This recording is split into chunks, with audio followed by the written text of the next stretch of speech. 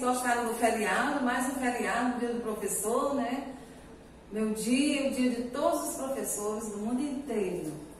Obrigada pelas homenagens que vocês fizeram, viu? E eu fiquei muito feliz. Hoje é 16/10/2020, sexta-feira. E como toda sexta-feira a gente estuda História, Geografia ou Ciência, né? Hoje a gente vai estudar História. Olha aqui nossa agendinha, disciplina, História. A República Populista. A República Populista.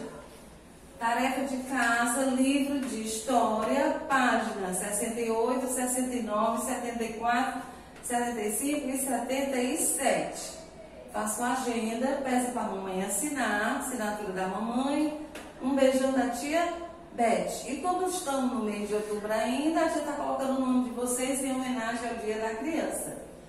João Levi, Nicolas, Ana Yasmin, Isaac, Juan, Gustavo, amo vocês. Laís, Ana Clara, Enzo Cauã, Jackson, Daniel, Emanuele, José Ian. Aí aqui a gente tem a Glenda, Adriele, que nunca mais postou nada para a tia. Raíssa, amo vocês. A tia vai dar 3 minutinhos para copiar a agenda. Tá certo, gente? Pronto, gente. Como a tia falou, hoje a gente vai estudar História, né? A República Populista. Então, vamos estudar sobre essa república. O período dominado República Populista teve início após o fim da ditadura de Getúlio Vargas. Só um momentinho, ó. Pegue o livro na página 64 e na página 65. O que a tia sublinhou aqui, eu quero que vocês sublinhem no livro, que vai servir para as respostas da revisão que começa na próxima semana, tá certo? Então vamos lá. A República Populista. O período denominado de República Populista teve início após a ditadura de Getúlio Vargas. Então, o governo de Getúlio Vargas era uma ditadura. Em outubro de 1945, quando foi restabelecida a democracia no Brasil. Após o fim da ditadura de Getúlio Vargas, o Brasil ficou como democracia. Então, tornou-se democracia. E os governantes passaram a ser escolhidos por meio do voto. Com o objetivo de conseguir apoio da população, os políticos chamados de populistas empenhavam-se em ser simpáticos, discursavam em locais públicos, faziam promessas, conversavam diretamente com os eleitores e procuravam transmitir a imagem de que estavam a serviço do interesse do povo. Então, com o objetivo de ser populistas, populares entre a população, então eles iam nas casas dos eleitores, conversavam com eles, saíam de bairro em bairro, como acontece agora, atualmente, né? Eles vão nas casas, eles vão nos bairros, eles fazem comício, pegam na mão do povo, porque eles querem ser populares e ganhar o voto do povo. Aqui a gente tem um exemplo, ó. Jânio Quadros, candidato a presidente da República, exige uma vassoura. Então, símbolo de sua campanha. A vassoura era o símbolo da campanha dele, porque a vassoura era usada para mostrar que Jânio pretendia varrer todos os maus políticos. Eu acho que tem candidato nosso aqui que devia usar esse símbolo da vassoura para varrer todos os maus políticos, né? Então vamos ver aqui agora. Os presidentes do Brasil durante o período populista. Marechal Eurico Gaspar Dutra. Dutra foi o primeiro presidente eleito após o restabelecimento da democracia. Então ele foi o primeiro presidente eleito após o restabelecimento da democracia. Vocês estão vendo que a tia sublinhou? Então, o que eu sublinhei, vocês vão sublinhar no livro de vocês, para ajudar na revisão. Foi uma época marcada por acordos políticos e comerciais em que o governo brasileiro apoiava os estadunidenses, é um nome grande, estadunidenses, em decisões políticas e recebia em troca incentivo financeiro para a compra de produtos importados. Uma das prioridades desse governo foi a construção de grandes obras, como a usina hidrelétrica de Paulo Afonso, na Bahia, e a rodovia Rio-São Paulo, atualmente denominada rodovia Presidente Dutra. Então, uma das prioridades deles foi construir obras. Então, ele construiu a usina hidrelétrica de Paulo Afonso e a rodovia Rio-São Paulo, atualmente chamada de rodovia Presidente Dutra. Então, a tia está sublinhando as partes principais que vocês vão precisar. A Constituição de 1946. Em 1946 foi aprovada uma nova Constituição por uma Assembleia Constituinte, cujos principais pontos estão descritos a seguir. Então, vamos ver os principais pontos que a tia colocou. Você vai perguntar quais os principais pontos da Constituição de 1946? Aí vocês já vão saber. O Brasil tornou-se uma república federativa. Os estados estabeleceram sua autonomia. Quer dizer o quê? A população poderia eleger governadores, que antes não podiam. Os presidentes deveriam ser eleitos por voto direto e secreto e governariam por um período de 5 anos. Só que agora não é mais, é só 4 anos, né? Isso aí era em 1946. O voto tornou-se obrigatório para os brasileiros de ambos os sexos, alfabetizados e maiores de 18 anos. Então, aqui são os principais pontos da Constituição de 1946. República Federativa. Então, o Brasil tornou-se uma República Federativa. O que quer dizer República Federativa? Vamos sublinhar. É um país composto de determinados números de território com governos próprios, chamados estados, e unidos por um governo federal. Então, você tinha perguntado na revisão o que é República Federativa, então vocês já sublinharam para responder. É um país composto de determinado número de territórios com governos próprios, chamados de estados, e unidos por um governo federal. Ok? Então, vamos continuar. Bom, gente, continuando na República Populista, vamos ver Getúlio Vargas. Getúlio Vargas lançou sua candidatura às eleições presidenciais em 1950 com a promessa de concentrar seus esforços na industrialização e na ampliação dos direitos dos trabalhadores. Eleito por voto popular, quer dizer, pelo povo, Vargas procurou agradar aos diversos grupos políticos que haviam surgido após o fim do Estado Novo, nomeando ministros de diferentes partidos. Um dos principais objetivos de Vargas no período populista foi aproximar-se da classe trabalhadora, dos trabalhadores. Ele nomeou João Goulart, que era muito popular entre os operários, como ministro do Trabalho, certo? Então, vocês vão sublinhar que Getúlio Vargas lançou sua candidatura às eleições presidenciais em 1950 com a promessa de quê? De concentrar seus esforços na industrialização, criar muitas indústrias e na ampliação dos direitos dos trabalhadores. Ele era muito pelos trabalhadores. Ele foi eleito pelo voto popular, foi eleito pelo povo. E um dos principais objetivos de Vargas no período populista foi aproximar-se da classe trabalhadora, como a tia falou. E ele nomeou João Goulart como ministro do Trabalho. Aqui a gente tem, Getúlio Vargas, né, para seu governo, aí aqui é o lema dele.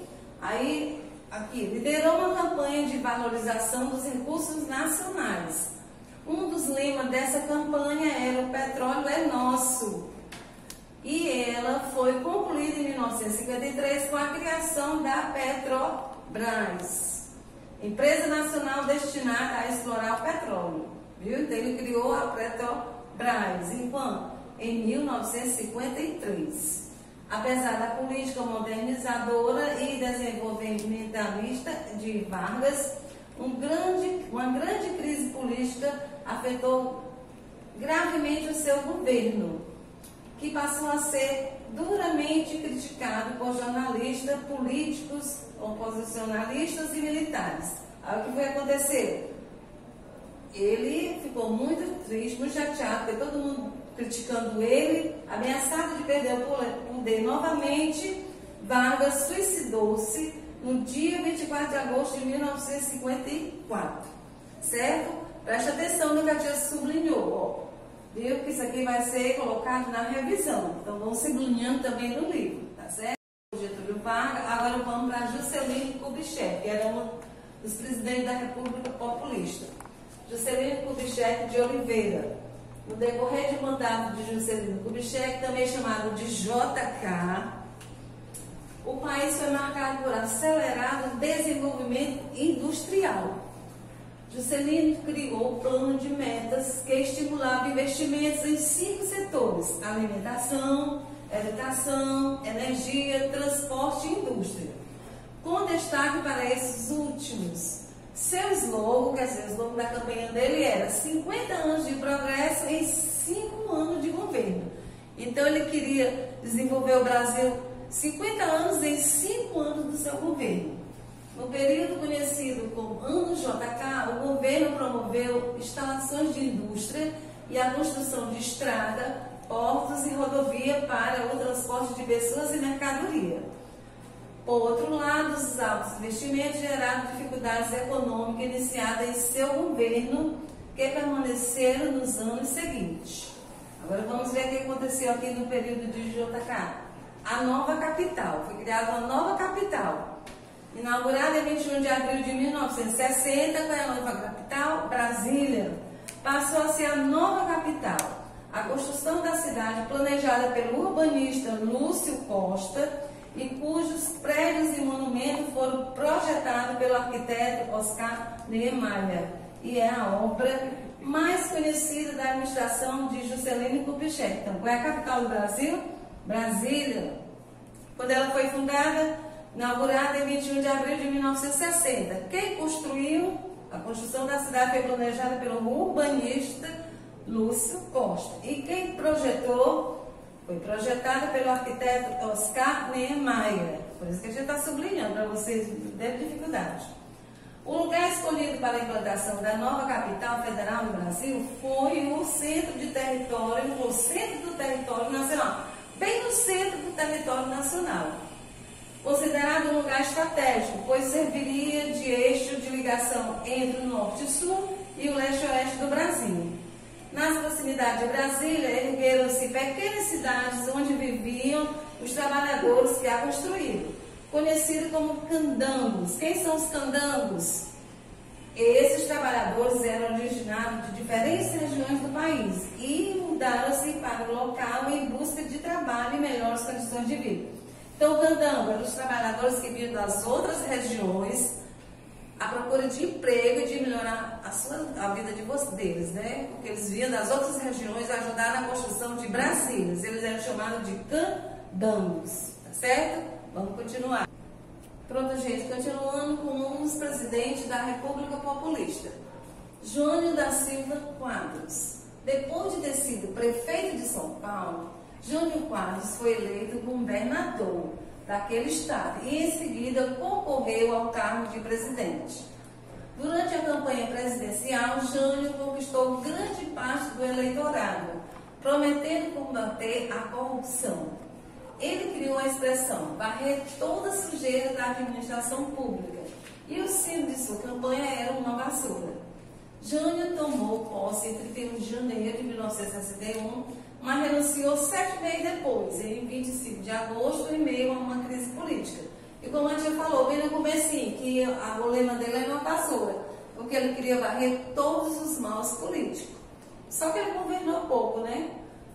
Tomou posse em 31 de janeiro de 1961, renunciou por 7 meses devido a uma crise política. Corrupção. O que quer dizer corrupção? O uso de práticas ilegais para obter vantagem, como receber dinheiro ou conseguir algum cargo. Então, ele queria varrer todos os políticos, todos os maus políticos. Será que ele conseguiu? Não. Os políticos não conseguem varrer os maus políticos, porque existe muito mal político. Então vamos para o outro presidente da República Populista, João Goulart. Com a renúncia de Jânio Quadros, seu vice João Goulart, o Jango, assumiu a presidência e deveria governar até janeiro de 1965. Jango apoiou-se nos partidos aliados e nos sindicatos para fazer o Congresso aprovar medidas populares entre os mais pobres, como a extensão dos direitos trabalhistas aos trabalhadores rurais. Contudo, as dificuldades da economia e seu comportamento político fizeram com que a elite conservadora, alguns setores da classe média e as Forças Armadas se opuseram a seu governo. Então, quando o político é do lado das pessoas, do lado popular, a elite, a classe média, não deixa, né? Como teve o caso aí do político nosso.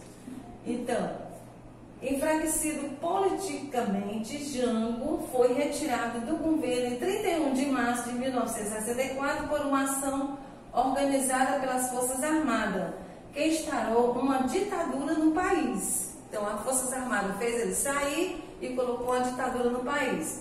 Com a saída de João Goulart, iniciou-se o período militar, que se estendeu de 1964 a 1985. Então, esse período militar aqui vai ser a república que a gente vai estudar, o regime militar no próximo conteúdo, viu? Então, Jânio Quadros foi o último, aí iniciou-se o período militar, que é o próximo conteúdo que nós vamos estudar. Ele queria ajudar a classe trabalhadora, né? Falar aqui, ó, os trabalhadores rurais.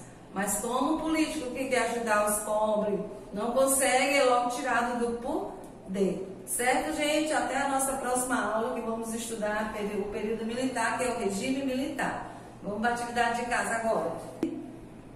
4. Certo? Localize no diagrama margem 5 setores que fazem parte do plano de meta de Juscelino Kubitschek para o desenvolvimento do país. Aí tem aqui, ó, até pintou, certo? Qual dos setores destacados mais chamou a sua atenção? Em sua opinião, por que esse setor merece destaque em um governo? Aí você vai escolher um e responder essas questões. Que ideia o presidente JK pretendia transmitir com a expressão 50 anos de progresso em 5 anos de governo? Outra página. Assinale as alternativas corretas sobre o projeto da cidade de Brasília. A construção da cidade de Brasília foi planejada e organizada pelo governo? Sim. A Brasília foi construída próxima a lagos para facilitar o transporte pelas águas? Não. A localização de Brasília foi escolhida para se tratar de uma área da região central do Brasil? Sim. Brasília foi construída, sobretudo, por trabalhadores que já viviam na região anteriormente? Não, né? Leia as frases abaixo e pinte de azul os quadrinhos das que indicam ações do governo de Jânio Quadros e de verde os quadrinhos que se referem a ações do governo de João Goulart. Aí aqui vocês vão pintar. Os símbolos, sua campanha política era uma vassoura, procurou ampliar os direitos trabalhistas, renunciou ao governo em meio a uma crise política e foi retirado do governo em meio a uma crise política. Aí vocês vão pintar.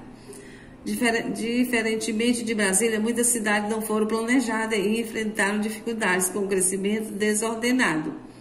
Pesquise em casa a forma de crescimento da cidade em que vocês vivem e identifique os pontos positivos e negativos desse processo. Então, vocês vão pesquisar um ponto da cidade em que vocês vivem. Aí aqui, página 77. Quais elementos da cena retratada ao lado são exemplos de crescimento urbano? Aí vocês estão vendo aqui, ó.